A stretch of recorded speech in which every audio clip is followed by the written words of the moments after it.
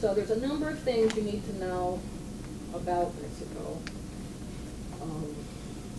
before you can understand this argument.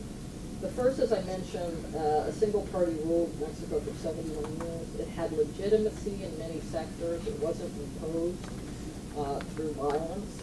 It had legitimacy by creating a system of social control based on urban growth, less violence as compared to other areas in Latin America, a strong presidency that rotated among political elites within the same party, and control of mass-mediated symbols and information through a mutually beneficial alliance with the owners of mass media. So it wasn't state-controlled media, it was a mutually beneficial alliance with media owners. Electoral democracy as of 2000. Since then, some have called Mexico a liberal democracy. At least I'm talking about some of the countries of wider Latin America because the same problems exist there. Weak accountability measures and wide either human rights abuses or impunity for the more powerful. Mexico underwent a transformation from a state-led economic development path to a more market-based economy. Deregulation, privatization, and the North American Free Trade Agreement were part of that. It undercut smaller domestic businesses. It increased export production. It also caused an incredible concentration of wealth.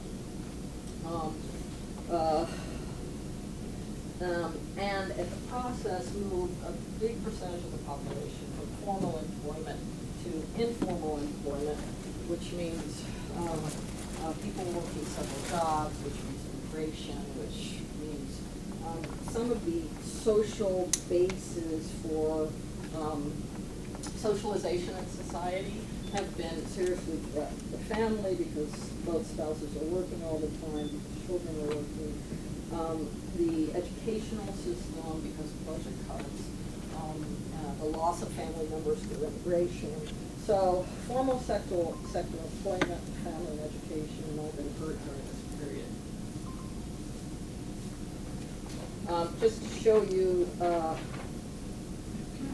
that during this period of restructuring, the market incentives became more strong, but there was also this extreme concentration of economic production. So these are Mexican billionaires that appeared over this period of economic transformation. The richest man in the world is the Lebanese immigrant, Carlos Slim, who with a number of investors bought the privatized film company Telmex as part of this new liberal transition. He now owns just about everything in Mexico, from the most popular cafe to Prodigy, the main internet service. But his domain is really the telephone company, and he's now in an extreme battle with the owner of the main television network over who will control digital voice, data, and image availability. Right now, it's just the two, but I guess they want it to be just one. There's actually 3 telecommunications moguls in this list. The third one is the number 112. Ricardo Salinas Diego, who owns a chain of domestic appliance stores and the TV network Televisión Azteca. He also owns a cell phone network. So,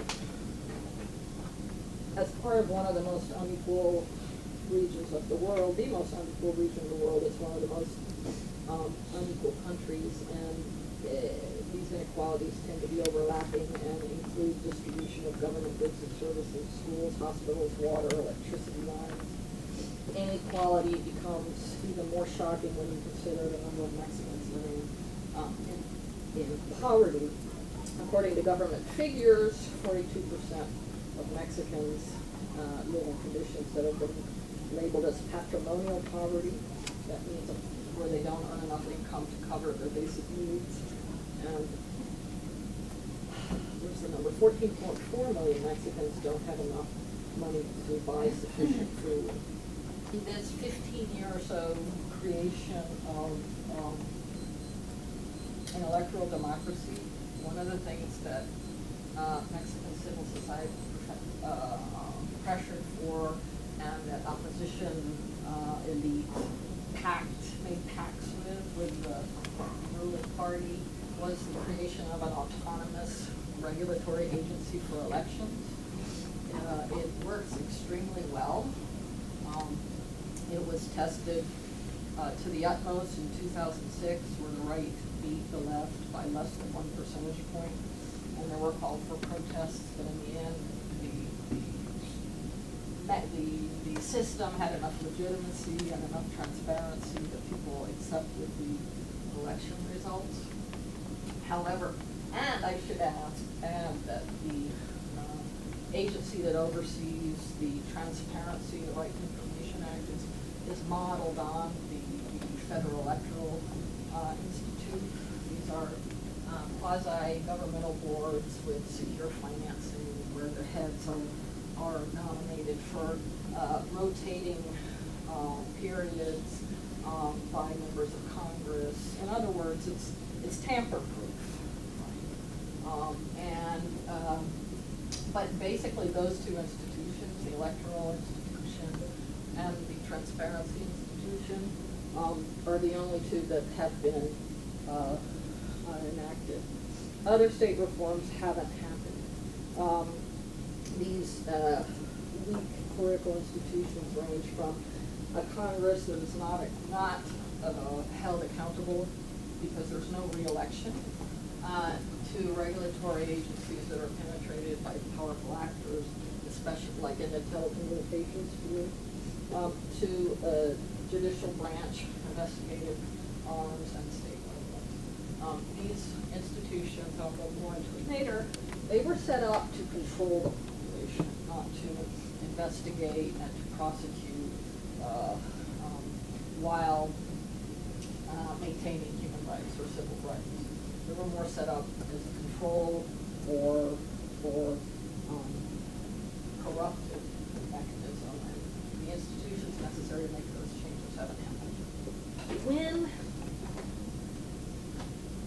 Mexico's role in the international commodity chain of drugs changes in the late 1980s, early to mid 1990s, to late 1990s, probably in the 1990s more than the 80s. They're in a very weak position institutionally to deal with this. They don't have, the judiciary in place to deal with it, the public health system in place to deal with it. Families are weak, schools, have been weakened. It's a very, very bad time. The Central Federal Authority, which had run Mexico, was being challenged at regional levels. Police were trained not to protect the public, but more to extract money from them. State governments had limited capacity and funds. Really, the only institution that had a professional capacity in Mexico is a little different from many other Latin American countries, because the army there is very well respected and has not been used at a massive scale against people. There was a dirty war in Mexico, but it was not nearly at the level of, say, or other places in Latin America. So the military was the most institutionalized of the government agencies, less penetrated by corruption. And so the military, once Mexico's role moved from basically a transshipper of drugs from Colombia to the United States to both a producer and to control, my understanding is basically as soon as it's produced, the entire chain, Mexico was in a very weak position to deal with that. As the role of Mexican drug cartels shift and become more financially powerful, they used basically money or violence to infiltrate municipal and state level government. So Mexico, you know, if we think of drug trafficking as an international commodity chain, Mexico produced marijuana for decades. It was a transshipper only of Colombian cocaine to the United States. But once the Colombian government and the United States began pressuring enough in Colombia in the 1980s to remove some of the heads of the families there, the Mexican cartels came to replace the Colombians in a number of the steps of the chain, so that they became much more powerful.